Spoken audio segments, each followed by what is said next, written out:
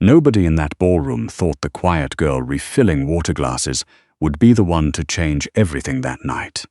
Her name was Nettie Oubre, 26 years old, $130 in her checking account, and a uniform that pulled across her shoulders because the catering company only ordered smalls and mediums.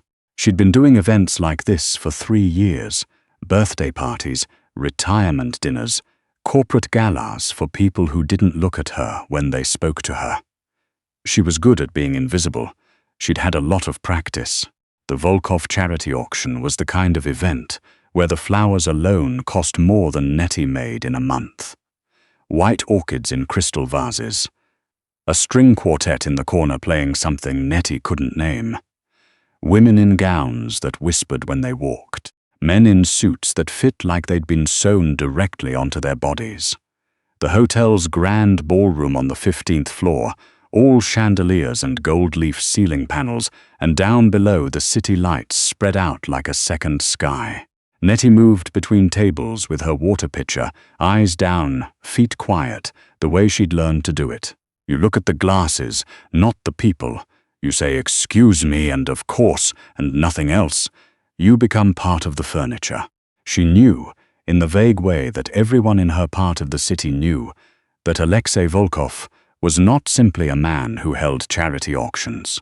He was 41 years old, Russian-born, and ran something that operated in the space between legitimate business and things that didn't get discussed at dinner tables. Import, distribution, private security, real estate. The legal side of it was substantial enough that no one could look directly at the other side without squinting. He sat at the head table with the ease of a man who had never once in his adult life worried about whether anyone liked him. He didn't need to be liked. He was Volkov. Nettie had served men like him before, or men who thought they were like him. She kept her distance and her manners, and she did her job. What she hadn't anticipated was the old woman sitting alone at the edge of the room. She noticed her around 8:30, tucked into a chair near the service corridor, slightly apart from the main seating arrangement. Small woman, white hair pinned back, a black dress that was clearly expensive and clearly old. She was looking at the room with an expression Nettie recognized, not because she'd seen it at events like this, but because she'd seen it on her grandmother's face in the last year before her grandmother died. A kind of bewilderment that tried to look like dignity, looking for something familiar in a place that had stopped making sense. Nettie filled another table's glasses and circled back. The woman's water glass was empty. Nettie refilled it. The woman looked up at her with pale blue eyes that focused slowly, like a camera adjusting. "Is this the reception?" the woman asked. "For the wedding? It's a charity event," Nettie said, keeping her voice low and even. "An auction. Very elegant, though." The woman looked around. Something behind her eyes shifted, a kind of recalibration. "My son arranged it," she said, with a thread of pride coming through the confusion. "He did a beautiful job," Nettie said, which was true, regardless of anything else. The woman smiled at that. Her hands rested on the table, and Nettie noticed she was wearing a ring, a thin gold band, simple, old, nothing like the jewelry the other women in the room were wearing. It looked like a wedding ring that had been on that finger for 50 years. "I'm Marta," the woman said. "Nettie," Nettie said, and immediately wondered if she was supposed to give her name. "You became furniture." Furniture didn't have names.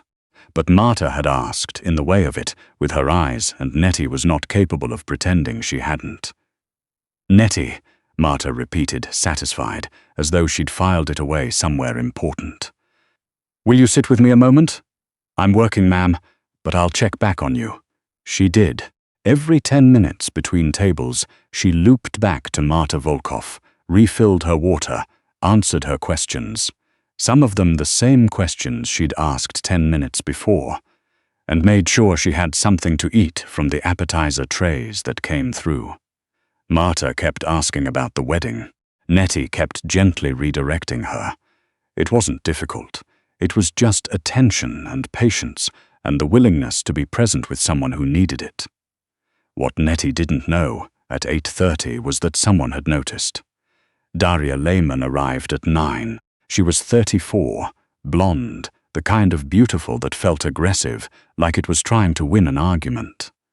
She wore a red dress cut to do maximum damage, and she walked into the room like she'd already won whatever competition was happening.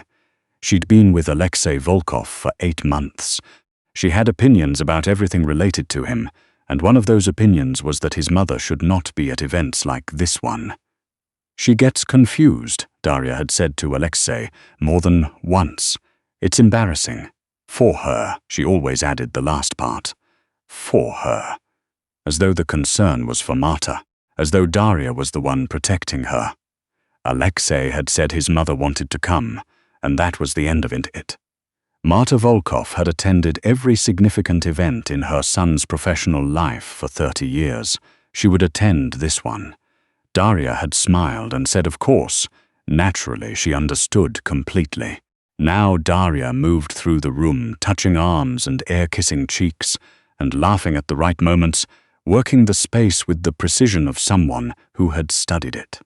She saw Marta at 9:15, sitting in her chair near the corridor, talking to a catering girl. The sight of it, Marta's soft, confused face turned up toward this plain, heavy girl in her ill-fitting uniform, made something tighten in Daria's chest. She crossed the room. Marta. Her voice was bright, performative. There you are. I've been looking for you. Marta looked up. Something careful moved across her face. Daria, you shouldn't be sitting all the way over here by yourself. Daria took her arm, not gently. Come sit at the main table. With the family. I was talking to Nettie. Daria glanced at Nettie the way you glance at a piece of furniture that's been left in the wrong room. I'm sure she has work to do. Nettie took a half step back. This was not her business. She had a picture and tables to cover and the polite invisibility of her job to retreat into. She started to turn. She kept me company, Marta said. Her voice had gone quieter but steadier, the pride from earlier firmer now. She was kind. That's very nice. Daria's hand was on Marta's elbow. Not holding, gripping. But you don't need to chat with the staff, darling. Come on. Marta pulled back, slightly, instinctively, the way someone pulls back when they feel themselves being managed. I'm not ready to move, Marta. I said I'm not ready. Something shifted in Daria's face. The brightness flickered. Underneath it was something colder and sharper, and it had been there all along. You're making a scene, Darius said. Lower now, the social performance dropped. This is humiliating. People are watching. No one is watching, Marta said quietly. I am watching, Daria said, and I'm telling you to get up. Her free hand rose. The motion was fast and reflexive, and maybe she hadn't fully decided to follow through on it. Maybe it was just a gesture that had gotten away from her. But it rose and it aimed, and the arc of it was unmistakable. Nettie stepped in. She didn't think about it. There wasn't a moment of deliberation where she weighed the consequences against her paycheck or her job, or the fact that she was one of 16 catering staff in a room full of people who could ruin her with a phone call. She just moved. Her body stepped between Daria's raised hand and Marta Volkov's face, and the slap that Daria had begun landed across Nettie's left arm instead. Hard enough to sting, hard enough to knock the water pitcher out of her hand. It hit the marble floor with a sound like a gunshot. The string quartet stopped. Nettie steadied herself, set her feet. She was aware, distantly, of how she looked, heavy and flushed in her tight uniform, water spreading across the marble at her feet, and she made herself not care about it. She looked at Daria. Daria was looking back at her with an expression Nettie had seen before, the expression of someone who has never, not once in their life, been physically blocked from doing something they wanted to do and cannot fully process what has just occurred. You need to leave her alone, Nettie said. Her voice came out even. She was surprised by that. You, Daria started. She's not hurting anyone. She's sitting in a chair. You need to leave her alone. The room was very quiet. Nettie was aware of faces turned toward them. She was aware of how still everything had gone, the particular stillness of a room full of people watching something they had not expected to see. Daria's face had gone white and then red. Her jaw was tight. "Do you know who I am?" "Yes," Nettie said. "It doesn't change what I said." Daria took a step forward. "You're going to regret this for the rest of your—" "Daria," the voice came from across the room. Not loud, it didn't need to be loud. It had the kind of weight that didn't require volume. Alexei Volkov walked toward them, and the crowd parted without anyone quite deciding to part. He moved the way men move when they are genuinely dangerous. Not with performance, not with posturing, but with the absolute confidence of someone for whom consequences have always run in the other direction. He stopped between Daria and his mother. He looked at Daria for a long moment without speaking. She opened her mouth. "Don't," he said. She closed it. He looked down at his mother, and something in his face changed. Not much, just around the eyes. He crouched down next to Marta's chair, which was not a thing Nettie had expected a man like him to do, and he spoke to her quietly, and Marta reached out and touched his face the way a mother touches a child she raised from nothing, like the most ordinary thing in the world. Then he stood, and he looked at Nettie. She had picked up the water pitcher from the floor. She was holding it in both hands. She was fairly certain she was about to be asked to leave the premises. "Your name?" he said. "Nettie Oubre."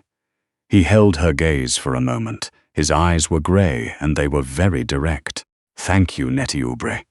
Then he looked at the room in general, and the room as one organism found something else to look at. The string quartet, after a beat, began to play again. The event resumed. People turned back to their conversations with the particular energy of people who have just witnessed something and are already deciding how to describe it to someone else later. Daria had disappeared. Nettie bent down and mopped the spilled water with the cloth she kept tucked in her apron, and she went back to work. She found out what had happened to Daria the next morning. She wasn't supposed to find out. It wasn't the kind of thing that filtered down to catering staff, but the woman who ran the staffing agency called her at 8 a.m., which had never happened before, and said that there was a permanent event staff position being offered through a hospitality firm she'd never heard of, starting at 3 times Nettie's current rate, if she wanted it. No interview required. Nettie stood in her kitchen in her robe, looking at the phone, trying to understand what she was hearing. "Who offered it?" she asked. "I was told the firm was referred by last night's event host." A pause. "That's genuinely all I know, Nettie. Do you want it or not?" She thought about her checking account. She thought about her mother's medical bills, which were real and present, and had a payment due at the end of the month. She thought about Marta Volkov asking if it was a wedding and smiling when Nettie said her son had done a beautiful job. "Yes," she said. "I want it." She found out about Daria in a different way from a friend who worked at the hotel, who texted her that afternoon with a screenshot of an email, the kind of email that gets sent from the top of an organization. When something is being made very clear to people below, Daria Lemon's name wasn't in it, but the message was unambiguous about behavior expected of anyone affiliated with Volkov interests, at events, in public, with respect to family members. Her friend's text said, "What did you do last night?" Nettie put her phone face down on the counter and started cooking dinner. 3 weeks later, she was working an intimate dinner. 12 people, private dining room at a restaurant she could never have afforded to eat at. When she looked up from a tray she was arranging and found Alexei Volkov standing at the edge of the room, not yet seated, watching her. She looked back at him, set down her tray. He walked over. "You took the position," he said. "Yes, good." He glanced at the room. "You're working too hard. That's generally the point of a job." Something at the corner of his mouth shifted. Not quite a smile. Something contained that might have become one under different circumstances. "My mother asked about you." Nettie absorbed that. "I hope she's well. Better," he said. "She has a companion now." Full-time, someone patient. He paused. She told me about you talking with her. The wedding questions. It wasn't a big deal. It was to her. He said it simply, without decoration, and that was somehow worse than if he'd made a speech about it.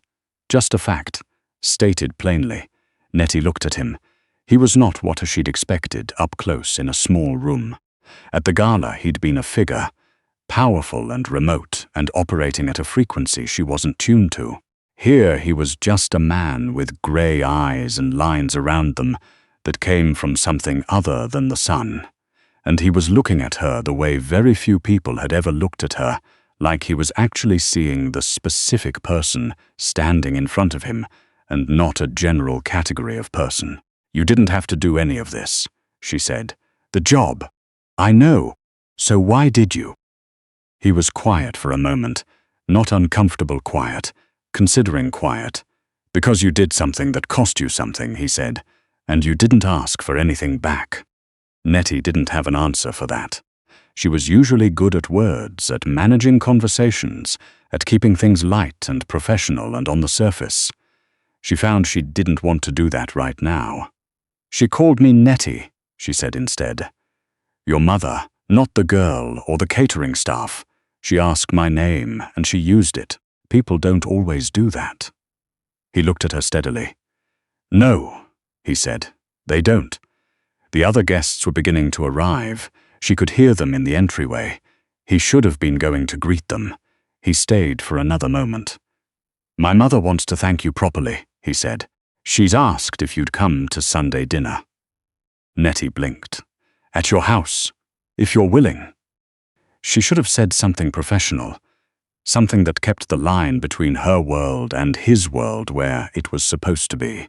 She was 26 years old, and she weighed 260 pounds, and she had $130 in her checking account 3 weeks ago, and the list of reasons this was not her world was very long.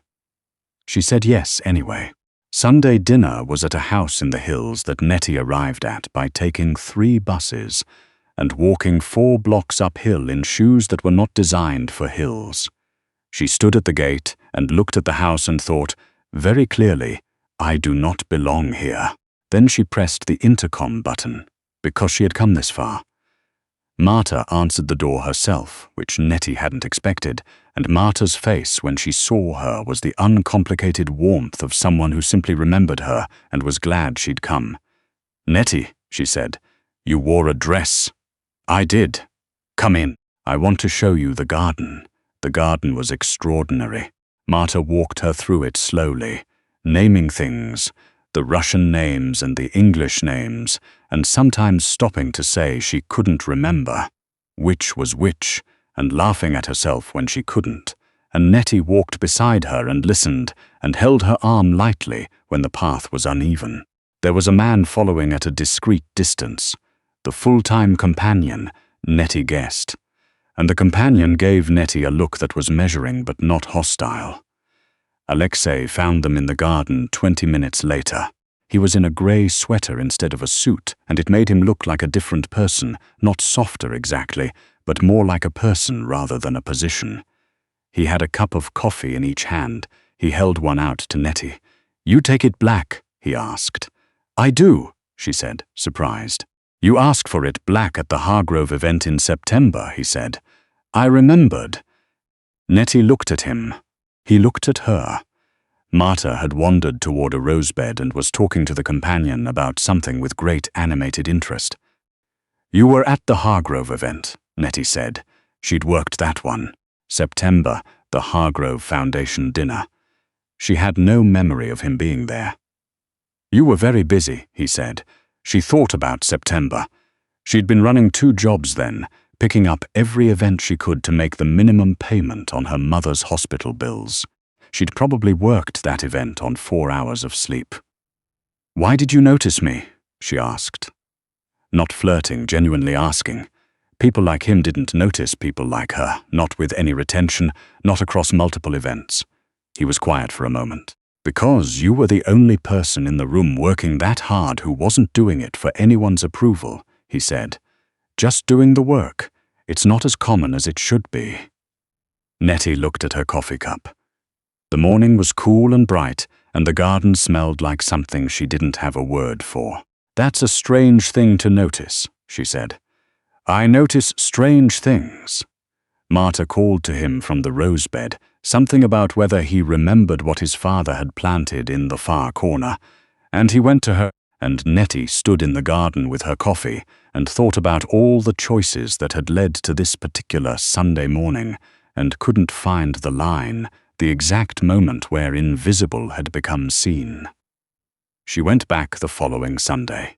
She hadn't been invited again, technically, but Marta had said, walking her to the door after dinner, with complete seriousness, same time next week, and Nettie had said, okay, without thinking about it. Alexei was there again, and the Sunday after that. It was not sudden, it was not a flood. It was the kind of thing that happened slowly, and then all at once. A conversation over coffee in the garden that went on longer than either of them had planned. A walk around the property because Marta wanted company, and Alexei fell into step beside Nettie without asking permission or making a statement of it, just walking beside her because it was where he wanted to be. He told her things that she suspected he didn't tell most people. Not about the business. He never talked about the business, and she never asked, but about his father, who had died when Alexei was 19, and left him something that wasn't a clean inheritance. About watching his mother's mind begin to slip 3 years ago, and the specific helplessness of being a person who controlled a great many things, and could not control that. About the fact that he had spent the last 20 years being the most powerful person in most rooms he entered, and how that had made him, in ways he hadn't anticipated, profoundly alone. He said it, matter-of-factly, not asking for sympathy, just stating it. "You're not alone right now," Nettie said. They were sitting on the back steps. Marta had gone in for her nap. He looked at her. "No," he said, "I'm not." They sat there for a while longer, not filling the silence which was its own kind of comfort. She was at a weekend event in November, a corporate gala, not his world, someone else's, when she heard her name spoken by someone who didn't know she could hear. 2 women near the bar, one of whom Nettie recognized vaguely from the charity auction, Volkov adjacent, red wine, low voices that weren't quite low enough. The catering girl. Really? He brings her to Sunday dinner. Elena sees her there 3 weeks in a row. It doesn't mean anything. Alexei Volkov doesn't do anything that doesn't mean something. Nettie moved away from the bar and kept working. She thought about going home and looking at herself in the mirror and cataloguing all the reasons this was absurd. She'd done that before. She was good at it. She thought instead about Marta saying Nettie. The way you say the name of someone you're glad exists. She thought about Alexei handing her a cup of coffee, black from memory.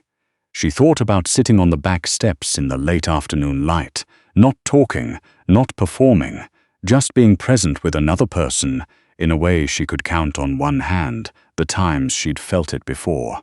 She cleared a table, refilled glasses, kept moving. She was not furniture. She had known that before any of this. She had always known that. It was just that now someone else knew it too. He called her on a Tuesday in December, which was not something he'd done before. He had her number. She didn't know exactly when that had happened, sometime in the Sunday dinner months, but he'd never used it outside of logistics. "My mother had a hard night," he said. No preamble. "She's fine now. She's settled. But she was asking for you at 2 in the morning and He stopped. "I wanted to tell someone who would understand what that means." "What does it mean?" Nettie asked softly. "It means you're the person she asks for," he said. "When she's frightened and the world isn't making sense, you're the person she wants." Nettie sat down on her kitchen floor, which was a strange place to sit, but it felt right at that moment, grounded. "Is she okay now?" Nettie asked. "Yes, she's sleeping. The companion is with her, Alexei." She didn't use his name often. It felt like something that needed to be rationed. "Why are you calling me?" A pause. "Because you're the person I want," he said. "When things are hard, you're who I want to tell." She was quiet for a long time. Outside her window, the city was dark and lit and restless. "I'll come on Sunday," she said. "I know," he said, "and I'll call Marta tomorrow, in the morning, so she hears a familiar voice. She'd like that." "Okay," Nettie said. She didn't say anything else, and neither did he, and neither of them hung up for a while, and that was its own kind of answer. It was not a perfect thing. Nothing about it was simple or obvious or without complication. He was who he was, and the edges of that were real, and Nettie was not naive enough to pretend otherwise. She had a mother with medical bills and a catering uniform and a life that was nowhere near his orbit by any conventional measure. There were people who would look at her and look at him and find the whole proposition absurd. She had spent a long time shrinking herself in rooms full of people who saw through her. She had learned to be invisible so thoroughly that it had become a skill, a reflex, a way of surviving spaces that weren't made for her. What she understood now, coming out the other side of a strange autumn, was that invisibility was a choice. She had made it, over and over, not because she had to, but because it was easier than the alternative. The alternative was this: a man with grey eyes sitting across from her on a Sunday morning, in a garden she'd arrived at on 3 buses, telling her things he didn't tell most people, drinking coffee they'd both let go cold because they were talking. A woman with white hair calling her name in the dark like an anchor. A version of herself that had stepped into the path of a raised hand without planning to, without hesitating, because some things are simply right, and the size of you has nothing to do with it. She was Nettie Oubre. She was 26 years old. She had $130 in her checking account, and she still... This part was not fixed. It didn't fix that fast. That wasn't how life worked. She still had nights where she lay awake and listed every reason the world was not made for her. But she also had Sundays, and Sunday was coming.